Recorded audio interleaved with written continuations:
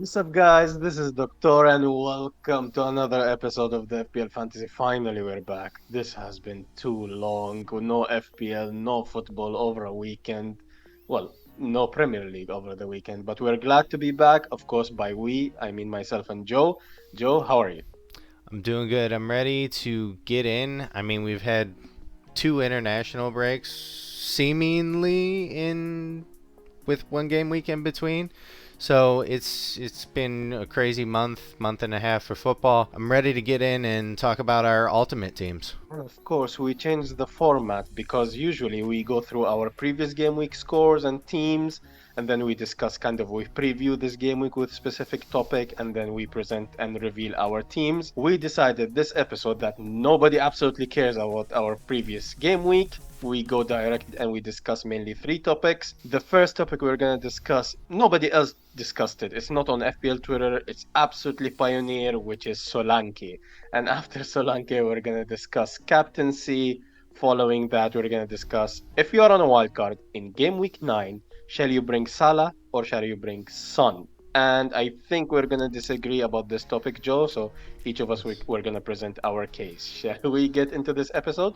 Yeah, let's do it. Let's talk about this stuff. All right, let's do it. So, a lot of people like myself who wildcarded in game week 8 brought Isak. Isak is rumored, almost guaranteed, that he's out for a few game weeks. A lot of replacements came out, and the first one that really people started talking about before Solanke was Ivan or even Tony. What do you think about Tony, Joe? He's already in my team. Y'all are way too late in this conversation. That's my thoughts on it. On to the next one, please. Well, with Tony, I'm not so sure because a lot of people kind of jump the gun, if that's the sentence that I want to use. A lot of people assume that Tony will do great. For me, Tony is one of those players that Joe really dislikes, which is a bit of a streaky player. So he can score a hat trick here, and then the next three game weeks he blanks. You sell him a hat trick there. So he's that type of player. So it's a bit frustrating own. I understand he's a guaranteed 90 minutes, definitely on penalties, and he's on a lot of the set pieces, especially direct free kicks, which is a great thing to have in FPL. However, like I said, he's a streaky player, and the second reason is if you look at his touch heat map, he's always playing almost as a left wing. So he kind of Mm-hmm.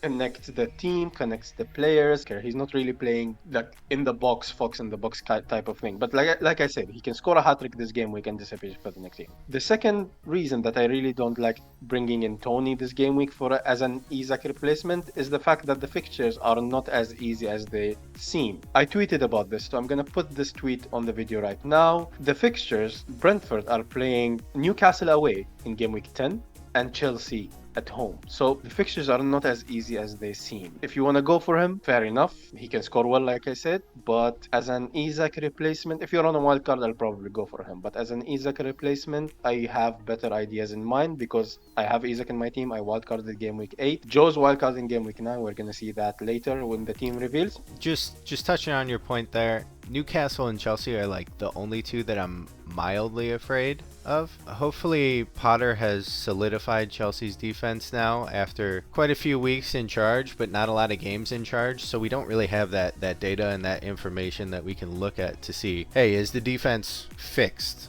I guess, for lack of a better term. So Chelsea is 3-4 on the FDR for me, somewhere in there. It'll be solidified by the time they play. Newcastle, they're a pretty strong team to go up against, but I can definitely see them giving up a goal. I'm not vying for Tony, but I'm just saying that it's not like they're going up against like Man City or Liverpool with a fully healed strong side. Like, there are holes in these defenses, especially this season, that we can definitely see Tony getting into. And yeah, his heat map's a little skewed, but like you had mentioned, he can get a hat trick and then nothing the next week. He did do that, so we have history for that. But as him being the third highest scoring striker in the game, my man, come on in. You didn't start the year this year like you did last year, where you were the assister of the assister. You're getting points this time. Welcome to the team, buddy. Or I guess you've already been on the team. Well, I'm not against bringing him in. What I'm saying is I'm probably not going to bring him in for those main reasons. Like, I usually look at the pros and cons, and I Yeah. think there are a bit more cons than pros.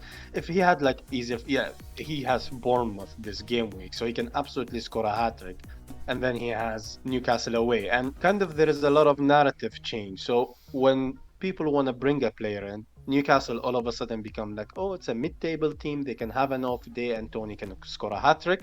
When they don't want to bring a player in, it's like Newcastle is the best defense after Man City. It's Yeah. just like the narrative moves. So for me, I'm treating Newcastle as a very good defense, and he can get a penalty and score past Pope. It's very possible, and Yeah. I eat my words. But we try to predict the future here, and predicting the future, I don't see a lot of whole potential. He has also Brighton at home, sandwiched between Chelsea and Newcastle. So Brighton, we don't know how the new manager will turn out. I made a lot of research. I've done a lot of research about the Brighton manager. I even tweeted that I'm going to predict Liverpool will score a goal, which is in statistics is called from leading from an error. So I think Brighton defense will make an error that will make Liverpool score a goal. I'll put that tweet on the screen right now as well, because the way he plays and everything. So we don't know how much he will instill his philosophy into Brighton and how they will react with the new manager. So it can be a tough game and it can be an easy game. So I'm not taking it into consideration. So it's Chelsea and Newcastle that I really don't like. Yep. Yeah. No, I agree with you. I think you sound more like Gareth Southgate than me, but because Southgate brought him up to the national team and then just didn't play him at all. He's like, yeah, sit on the bench. You're pretty good at that. Yeah, I wouldn't bring him in and put him on the bench for my FPL team, but I see your point. Yeah. So the next option that appeared after Tony, and everybody's talking about him, is Solanke. Solanke plays for Bournemouth. Joe, it's all over Twitter. What do you think about Solanke? Yeah, I think he's fine. Here's the thing. I feel like with the season that we have set up, we want playing forwards, but we also want the dirtiest midfield we can possibly get. Because, I mean, midfield statistically usually gets you the most points unless you have a forward that's insane like Holland. But everybody has Holland, and if you don't, you're missing out. It's a fun time. But for me, I look at Solanke and I say, all right, let's look at your fixtures. I look through his fixtures. Up until game week 17, he has Tottenham, maybe West Ham, Brentford. Like, those are like the most difficult fixtures that he's going to run into, and the only one I'm scared there is Tottenham. So, not saying that he's going to score goals like crazy in that run, but he's a playing forward, potentially, probably with pens. And I think if you have a little bit extra money to move from like a 4.3, 4.5 up to an actual playing solidified forward, he's a great option. He's definitely somebody that I would recommend bringing in because he has the potential to get you goals, to get you points, and he's not a bad first bench either, especially for that run. So that's where my thoughts are for Solanke. I've tweeted about this, a detailed sort of tweet, and Solanke is in my mind, but I will probably not bring him in yet, and I will explain in my team selection or my team reveal later on. But I'll put the tweet on the screen here again. Bournemouth are lowest for chances created, lowest for goal attempts, lowest for XG, lowest for big chances created, and second lowest for crosses after Crystal Palace. So if the team helps the player in order to score, he has ridiculous fixtures. Bournemouth are top of the fixture ticker, but which will probably allow him to get more chances. But I don't think people are treating Solanke like he's prime R9 with Inter Milan and this kind of stuff. But again, I'm not saying he's not gonna do well. I'm just saying people should just a bit manage expectations. He will hold probably in one of those games. He might return in another game. I'll explain that I will probably bring him in, but not yet, and I'll tell you why. He has Brentford, Leicester, Fulham, Southampton. And I think the answer here is team dependent. So if you don't have a playing bench that you're happy about, yes, bring Solanke in. But if you have a bench that you think they will do well and score, let's say, 6 points, 5 points, 4 points, I would say just wait for now. Again, going back to the narrative, people are treating Brentford like it's a terrible team. We were just talking about Toney now. And it's the same. Brentford are relatively very good defense, especially against the big teams. Somehow they turn up. Against the smaller teams, they concede for some reason. It's something I've noticed. I don't have the statistics behind that, but it's something I noticed. But I wouldn't bet that Solanke will score a hat trick versus Brentford. So I think I will give myself another week to assess because I do have the bench to cover Isak's injury. If Solanke does well, I like it. The eye test, the statistics, everything. He comes in for Leicester, Fulham, Southampton, which is the three after Brentford. So those are kind of my thoughts because I just want to see Bournemouth improving. If he gets one chance per game, he's not going to score a hat trick. It's as Yeah. simple as that. So Bournemouth are not doing well offensively, probably not even defensively, but they're not doing well. So for the price, and if you don't have a bench, yes, hell yeah, just get him in because the Yeah. price is ridiculous. He's probably on penalties, guaranteed 90 minutes, 5.7. It can't go better. Yeah, and I will throw one of my ridiculous Maverick predictions out there. I would say in his 4-game run, he gets 3 attacking returns. Next I 4 don't games. think that's unfair. Yeah, I don't think that's unfair. I think that's a very fair assessment. He will probably score 2, assist 1, maybe score 3, assist 1, something like that. Yeah, And I see it absolutely happen. and it's reminiscent of when I had Rodrigo at the beginning of the season, and he had 3 kind of tough games, and I said he'll get a goal and an assist, and he did that the first game. So I absolutely agree. We had it last season, I think it was, with Pukki. Pukki wasn't scoring. Well, the team wasn't doing well, but Pukki was scoring. So it's very possible Solanke pulls that out. So Yep. let's see how it goes. This is my sure. argument. Let's see how he does versus Brentford, and then we take it from there. So, but again, I would bring him in. Absolutely, I would bring him in if I didn't have a bench or I didn't have. Especially he allows upgrades elsewhere because, again, when I wildcard in game week 8, I left 2.8 in the bank for flexibility, so I can bring Salah, Zaha at any moment. So I have the flexibility already, but if you don't have the flexibility in your team, you can easily just take out Isak, bring Solanke, and have those money in the bank for next game week. Yep. Let's move on to the next item on the agenda. Joe, you're wildcarding in game week 9. Are you bringing in Son? Are you bringing in Salah? Are you bringing in both? What's the plan? You know, I thought about Salah, and it was really something that was on my mind for quite a while. And then game week 2 happened, and Son's in my team now, baby. Let's go, Sonny! What's up? No, No, you're a Spurs fan, so I don't blame you as well. Yeah, no, I just think so. Son, the lid's off. It's happening now. He's crushing it. He scored 2 goals for South Korea, and he got his hat trick in 15 minutes. I think he's ready to go. He's clicked now. Everything's working.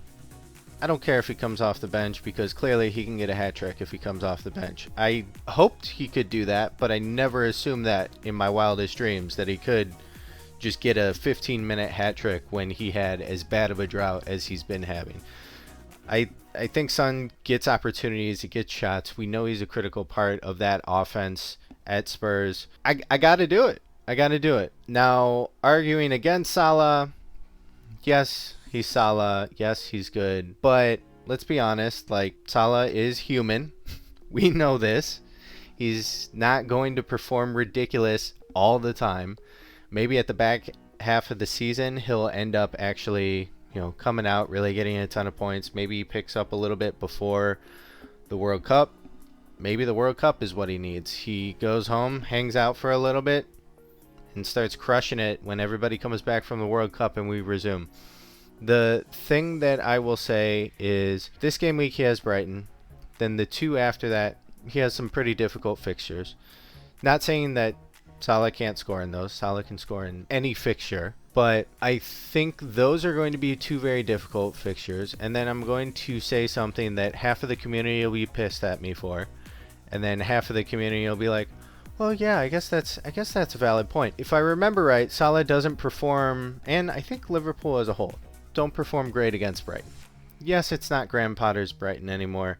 Yes, they've had time to adjust to the system. I'm going to go on the data that I do have rather than hope that data I don't have fears its head. And I know a lot of people hate the historical data, but let me tell you, when the historical data is on the side of FPL Twitter, historical data has never been the more valuable thing in the world. And I'm like, literally last week you were saying it's stupid to look at their performance against this team.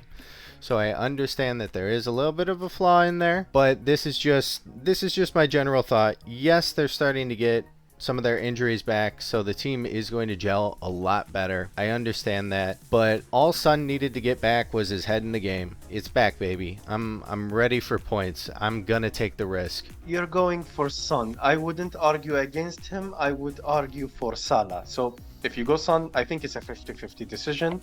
I absolutely agree. So if you go for Son, I would have a slight plan how to get Salah. You would want Salah in Game Week 12, mainly because he offers a captaincy option and also he's on penalties. Let's not forget that. Any penalty Liverpool get, Salah will take it. So you'd want that, which is Son doesn't have. Son has some free kicks, Son has some corners, but Salah has the penalties. So Son doesn't need penalties, baby. So in any case, I don't disagree with going with Son, but I would go for Salah kind of to save me that transfer in game week 12. If I have a chance, I might go for both, but I would go for probably Salah because in game week 12 he has West Ham at home, Nottingham Forest away, and Leeds at home. So Nottingham Forest and Leeds, I don't want to be without Salah in those game weeks.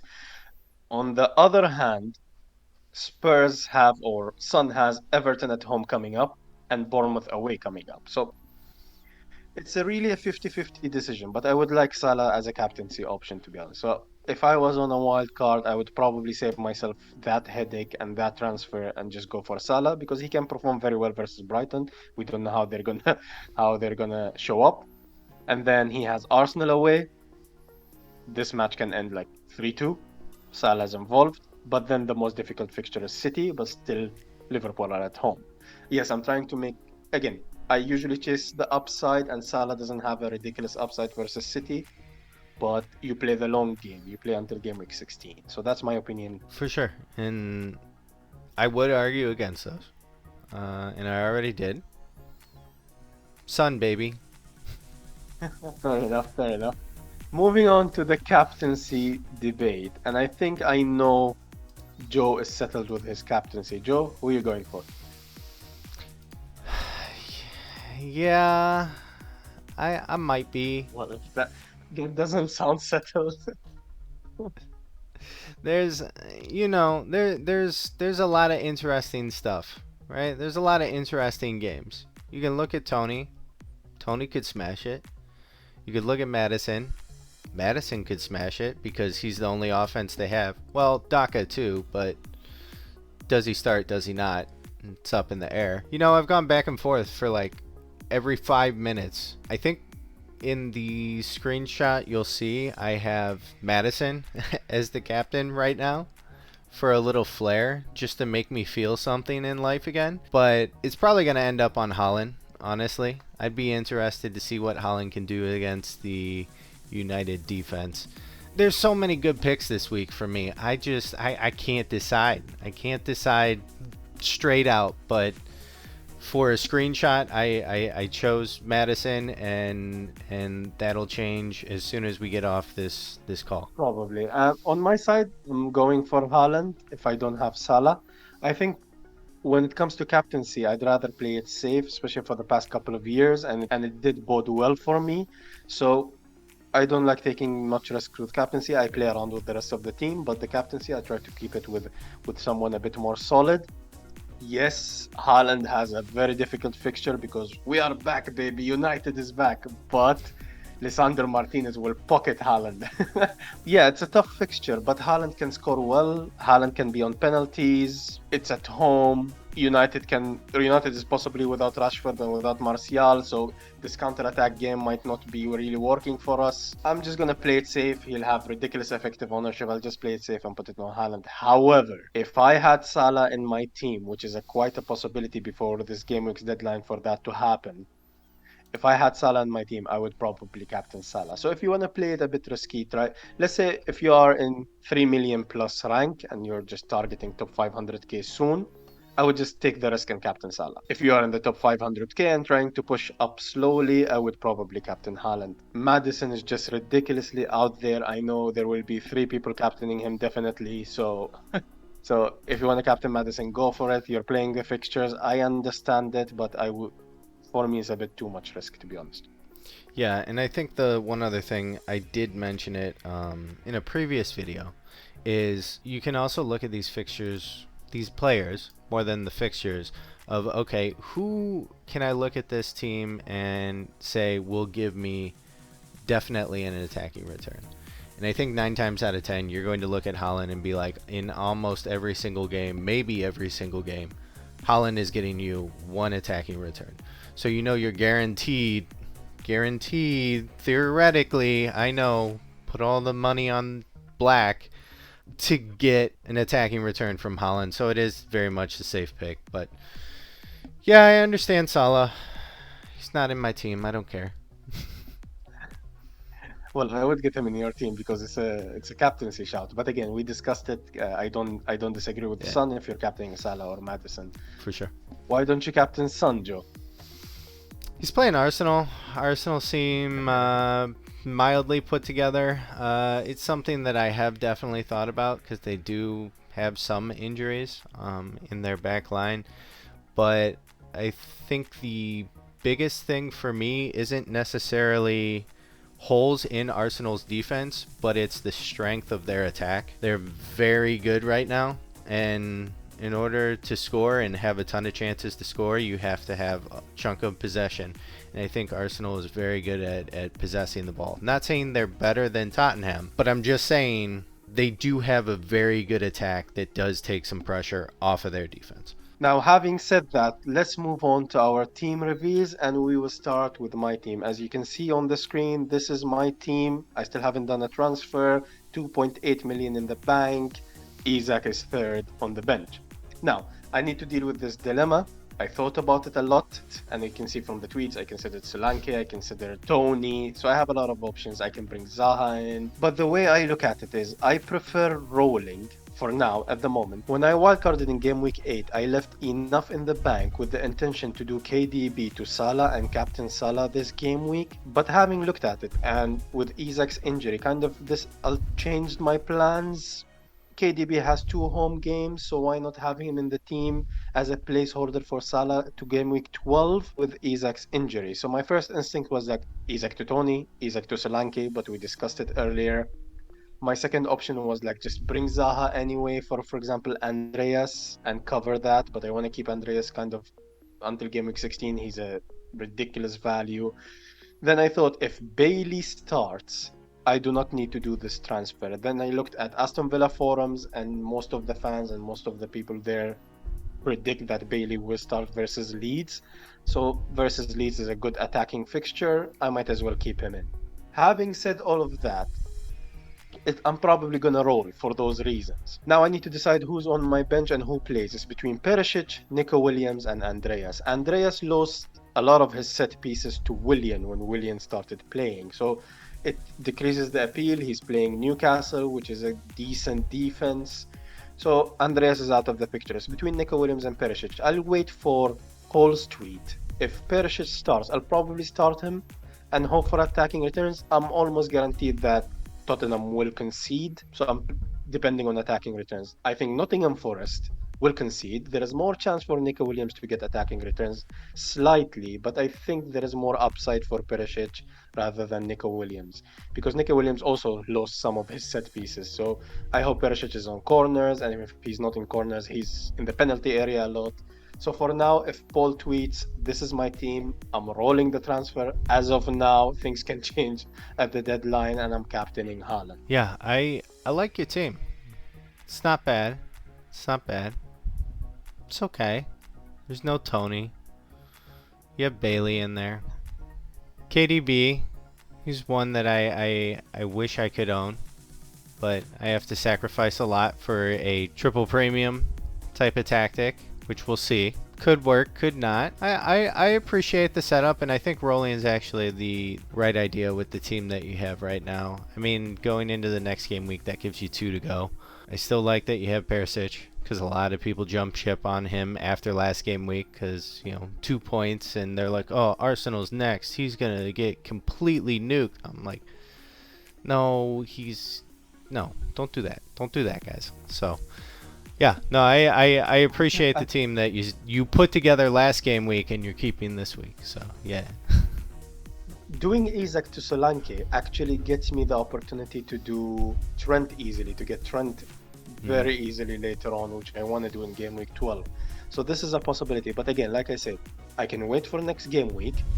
Next game week, I can do Isak to Solanke if I like how he plays versus Brentford, and I can do Bailey to Zaha, which was the original plan. Roll game week 12, get Trent in, get Salah in. So this is the current plan. I already spoiled the next 3 episodes, but this is the current plan at the moment. Having said that, let's move on to Joe's wildcard. Joe, hit me. By the way, I haven't seen his wildcard before pressing the record button, so I know I'm up for a ride. Yeah, Doc, I think you're going to be really excited about this one because it is everything you would not want in a team. So I'm here, baby. So first off, I got up top, and this is flexible. I'm not 100% cemented on this wild card. I have some spots that I'd be interested in moving around, but forces other spots that I feel a little more concrete on shifting to. First up, we got Henderson. I like my man Henderson. What can I say? You know, he's not the top scoring guy anymore. He does have a alright run of fixtures right now. Yeah, I could go to somebody like Pope or somebody else, but Henderson is here to stay until probably the deadline, and then I go, oh shoot, I want to switch to this guy. Yeah, so moving on to my defenders. I have Trippier in there, I have James, I have Cancelo, and I have Dyer right now. So Trippier, he's kind of, you know, your template pick. I feel like some people have moved off of Trippier because he's facing Mitro, and Mitro has been pretty automatic this season with at least a goal. But I think Trippier also offers pretty good attacking returns, and that's really what I'm looking for if I'm picking a defender. I'm not sitting there being like, oh, if you don't get a clean sheet, you're a waste. No, I want somebody that's going to, you know, give me a little extra. If the clean sheet goes away, go down there and score a goal. Tell him what's up. Same thing with James. He's been on and off. Whatever. I'd like Chilwell, but I don't know if Chilwell's actually going to have a cemented position in a starting lineup. Chilwell's usually my guy. I want in the Chelsea defense, especially if they're running their attack kind of similar to what they did this last game week.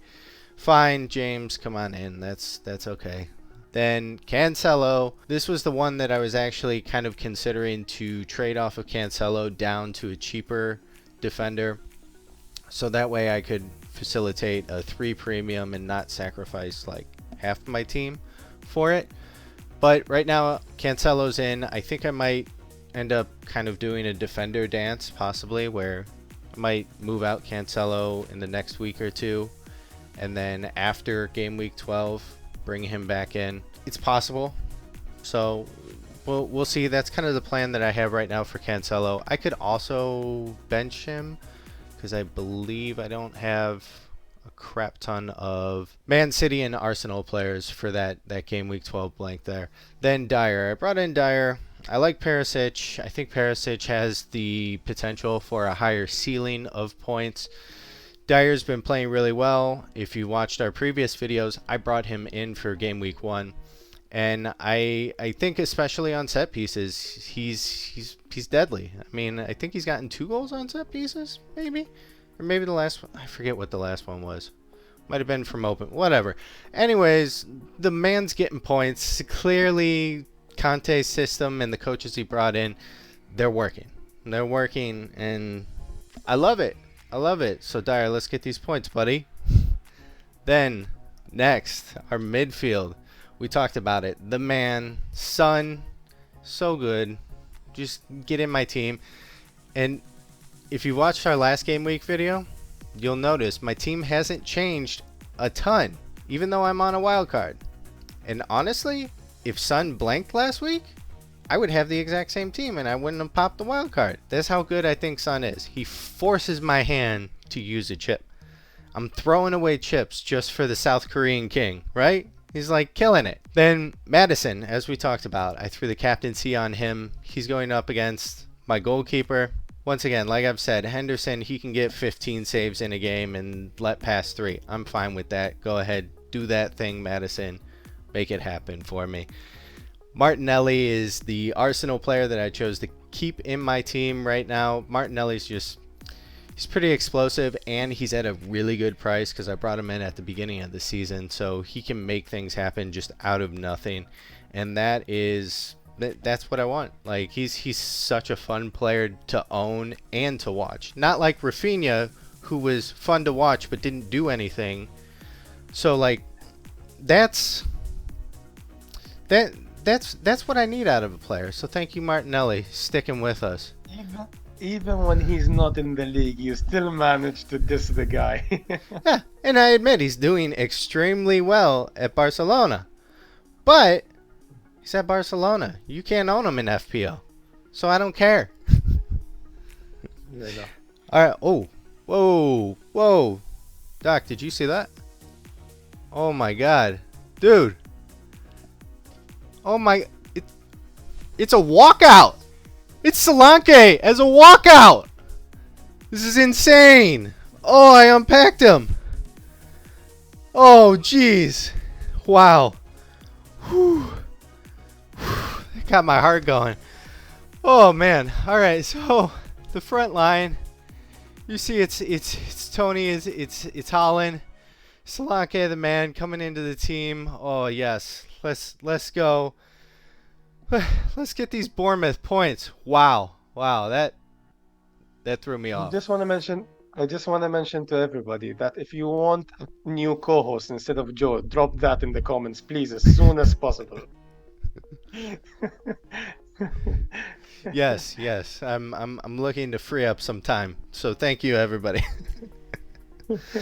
All right. Then, Holland, he's gonna do his thing. Toney, you know my thoughts on that man. And Solanke, he's my walkout. He's the first walkout I've gotten in FPL this year, so had to put him right into the team. Then looking at my bench, I have Iverson, just 3.9. Ward's not doing himself any favors. This guy will probably start. Then I have Rashford, who is labeled injured, but he's got Man City. I'm not really probably going to put him on the field and play him. I want him for his next couple games anyways. And I think he'll probably be recovered from his injury. He's had quite a few weeks to kind of work on that, and he's listed at 75%. So I can see him coming out and playing in the next couple weeks. And then my final two positions is Anderson and Zaha. I have them on the bench right now because they're playing Chelsea. You see my bench is all screwed up in order. I'll probably move Zaha to the number 1, Rashford 2, Anderson 3. For the sake of cleanliness, order, and oopsie, somebody didn't play. I think Zaha's the person that'll get the most points there. Doc, that's my team. What do you think about it? What do you think about my walkout I just unpacked in front of everybody? What's going on? I was just about to end the call, and I'm like, what's going on? You should see, actually, Joe, once I edit this and I upload it, just go back and watch my face whenever you started shouting, oh my God. But anyways, how much you have left in the bank? I have 0.6 left in the bank. So the only thought that I had to actually use that 0.6 was Dyer to Perisic. And I know what you're going to say. Does this leave me any availability to get Salah? Not directly. And I'm okay with that because I like to live dangerously. I'm sure you do. But surprisingly, I don't hate the team. Absolutely surprised. But yeah, I really like the team. What I would do, the only change, basically, the only two changes. Henderson, again, you have history with him, so I don't blame you. But if I could, you have Anderson, so you have that Crystal Palace cover. Yeah. I would have Guaita, for example, or Raya from Brentford. I know you like Raya, so they have the fixtures. We discussed the fixtures, and he's good price. He should be fine. And instead of Rashford, I would just have a 4.5 midfielder, probably 4.6 for Andreas, and keep the money in the bank, like you mentioned, to have a backup plan. It makes it easier. I'm not saying you can get it directly, but it makes it easier. I think you can get it directly, actually. Makes it easier to get Salah, and also makes it easier to get Trent, makes it easier to navigate the blank, makes it easier if injury happens with Solanke, so you want to upgrade later. So I would have that flexibility. Rashford, you will not really utilize him for the next couple of weeks. He's still injured, so if he's still injured, it's unlikely that he will come back next game week fully fit. So I would just downgrade Rashford. Basically, that's about it. I'm very surprised that's the only feedback that I have.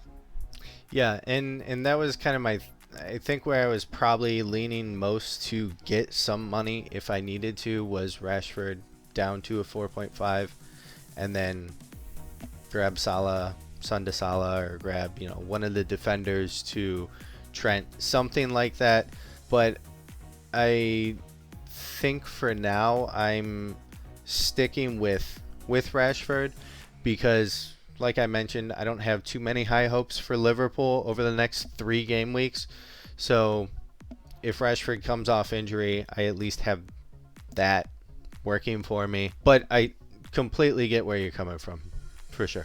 Yeah, and also our fixtures are Man City away, and then you would want Rashford for Everton away, but it's the first week that he's back from injury, so you're not sure how he's going to perform. And then we have Newcastle and Tottenham and Chelsea, 3 in a row, which are not great fixtures as well. So I wouldn't have Rashford in my team, being a United fan at the moment. Again, like I said, I might eat my words when he scores a hat-trick versus Everton, but Yeah. looking at it now, I wouldn't get Rashford. I would just keep the money in the bank as a backup. For sure. Before ending this episode, everybody, drop a thumbs up right now. Subscribe if you're not subscribed, if you enjoy the content. Only if you enjoy the content. And if you want Joe out, drop a like as well. Joe in, drop a like. Anyways, thank you for watching, everybody. We hope you enjoyed the content. We're back. FPL is back. I hope everybody has a great weekend. Joe, would you like to say goodbye to our audience? Yep. We'll see you next time, everybody. In addition to all the like and subscribe things that Doc had mentioned, let us know, have you unpacked Solanke? Comment below. And at the end of the day, we hope you enjoyed yourself. And let's get these points this week. All right, everybody. We'll see you on the next episode. Peace.